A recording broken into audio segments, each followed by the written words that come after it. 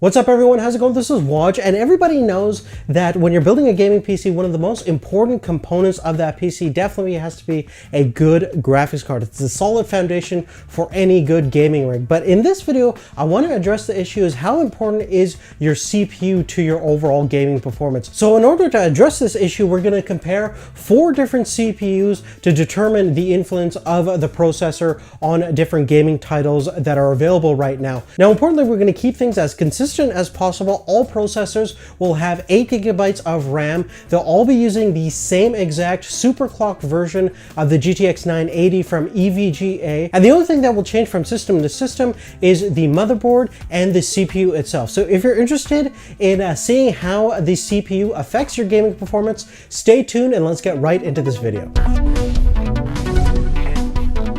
Now, just to give you guys a brief overview of each CPU, we're going to just take a look at the specifications on each processor. Basically, at the lowest end, our AMD 5350 is a quad-core processor that has also 4 threads. Now, the AMD FX 8320 is an octa-core processor with 8 threads. The Intel Core i5 4690K is kind of a mid-range processor from Intel. It has 4 cores with 4 threads. And lastly, the Core i7 5820K is a 6-core processor that has hyper-threading enabled, so that means your OS is going to view it as a 12-threaded processor. Now, in terms of clock speed, each processor is obviously clocked a little bit different.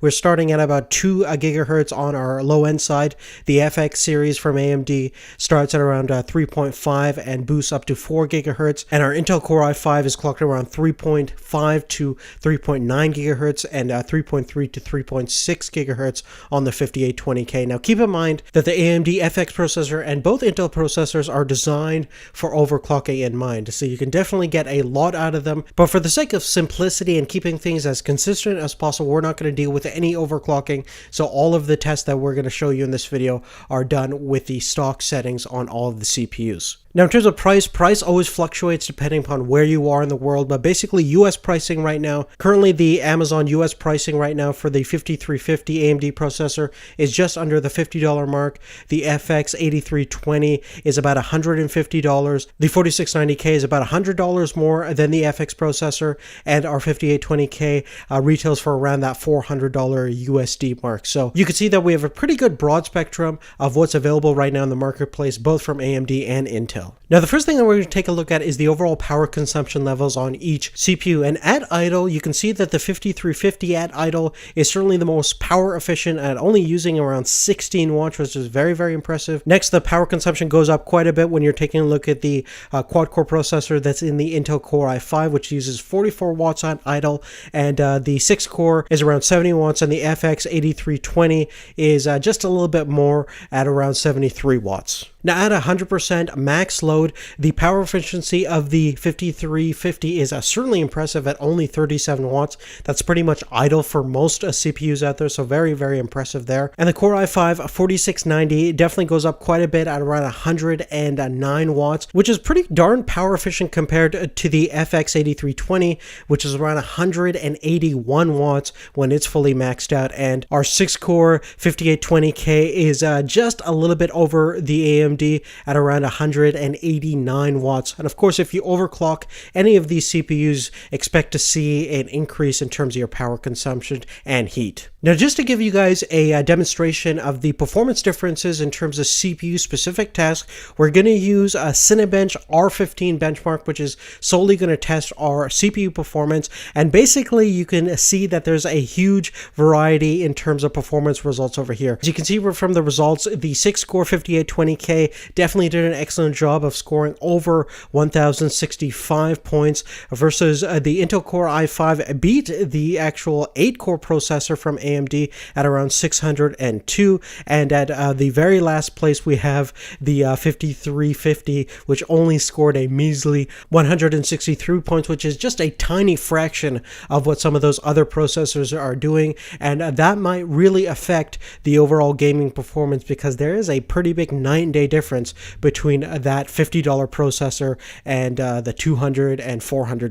processors. Okay, so now moving forward, we can now finally take a look at my gaming interesting benchmark results on each of these processors. We're going to start with Grid Autosports, which is a racing game, and here you can see by the overall FPS scores, we are getting some variabilities on each processor, even though they're using the exact same graphics card, which is the GTX 980, the exact same overall architecture. Just the only thing that changes between system to system is the motherboard and the CPU. And you can see that pretty much all of the processors are very similar in terms of overall results, basically hovering around that 118 mark, with the exception of the 5350 getting about 82.1 frames per second, which is certainly not bad considering the fact that nobody in the right mind would ever pair a $600 graphics card with a $50 processor, but definitely a good overall performance. Now moving on, Battlefield 4 at completely ultra settings, we're getting around 50.9 frames per second on the lowest end, and at the highest end, Intel Core i7 5820K, we're getting about 90.1 frames per second. So huge discrepancy over here. You can see that certainly a modern game like Battlefield 4 is going to be both CPU and GPU intensive, so you definitely want to have a powerful CPU to go along with your powerful GPU, especially in a game like this. And definitely not bad results from the Core i5 and the 8320, very similar overall scores with the Core i5, just having a slight edge up of the 8320. Next, we're going to take a look at my results for Tomb Raider, which is definitely performing fairly well on all of the systems. The 5350 is getting a very nice respectable score, about 96.7 frames per second, and we are running this game at maxed out settings, and you can see that the other processors are very similar in terms of overall performance, only a couple frames per second apart from each other. Now next, Far Cry 4 at 1080p at high overall detail settings. The 5350 is getting about 48.3 frames per second. The 8350 is getting about 62.5 frames per second. And both the Intel Core i5 and Core i7 are fairly similar at around 76.2 frames per second and 77.8 frames per second respectively. Now the very last title that we're going to take a look at is Middle-earth: Shadow of Mordor. Again, a 1920 by 1080 at ultra maxed out settings. We're basically getting 83.7 frames per second on our lowest end processor, which is very darn impressive. And you can see that the overall variability on this game is not that high at all, so it's certainly more GPU dependent, and you can definitely get by with a lower end processor if you play a lot of Shadow of Mordor, which is definitely nice to see. So you can certainly see that some games will definitely perform better if you have a higher end processor that has more cores and has higher overall clock speeds, but there are certain games like over here you can see where it doesn't make that much of a difference, which is certainly impressive considering the price gap between some of these processors.